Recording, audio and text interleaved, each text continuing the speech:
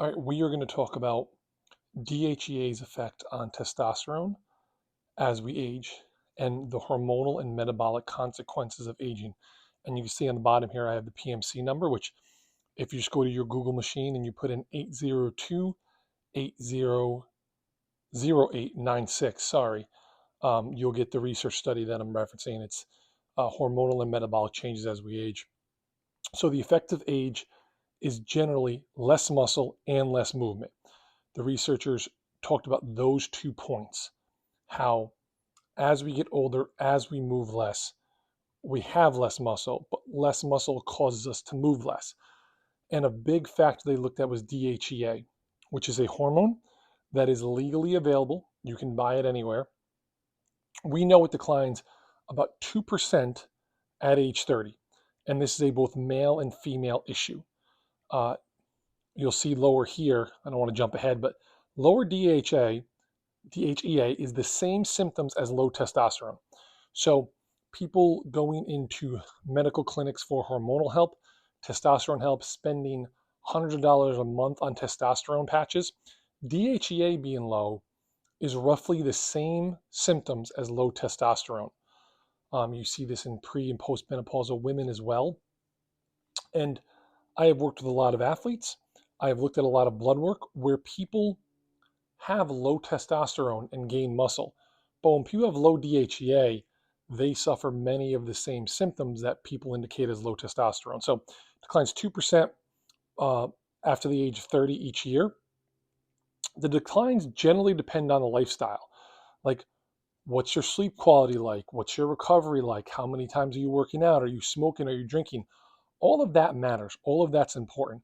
Low DHA is highly correlated to insulin resistance. And a lot of fit people make the mistake and assume that they have to be obese to have insulin resistance. That's not true. You can be lean and still have insulin resistance and still have poor carbohydrate tolerance. The general recommendation in this paper, again, I'm not a doctor, I don't play one on the internet, is 10 milligrams per decade of life. If you're 30, 30 milligrams. If you're 50, 50 milligrams a day. I suggest you go a little slower with things, just my opinion. Another big factor is when you look at your growth hormone pulse, and this paper discusses it, that the older you get, you still produce the same growth hormone, but the pulses don't happen as high or as long as they do when you're younger. And we see that intermittent fasting, we know, can elevate that growth hormone pulse. So I personally fast 2 to 3 days per week, and then I'm low carb.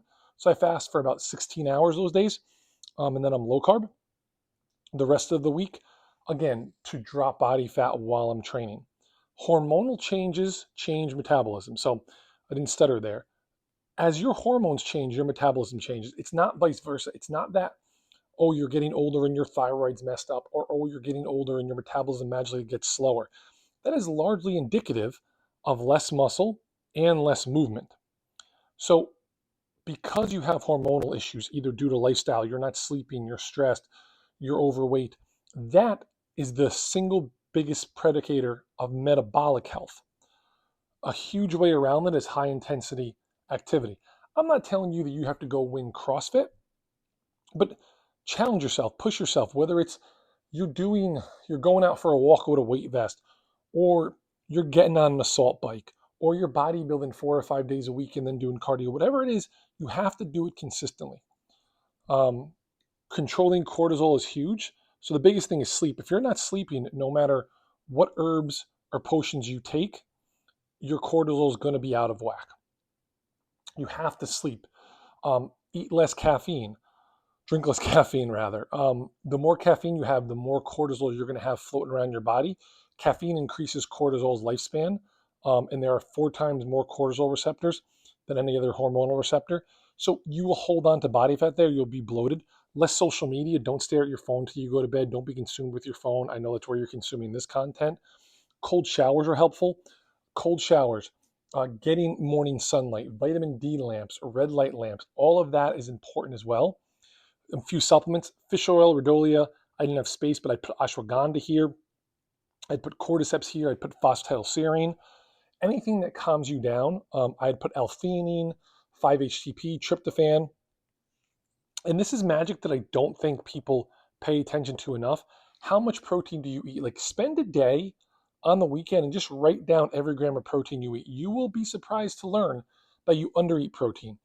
And then I'm not telling you, like, I know life is hard and to have to eat protein every 3 or 4 hours gets time consuming, but if you focus on eating higher quality protein, not only will you be satiated, not only will you gain muscle, but you'll notice that your body composition improves. So, guys, links are below. Follow on Instagram. Check out physiqueformulasupplements.com, all natural supplements. Thanks for watching.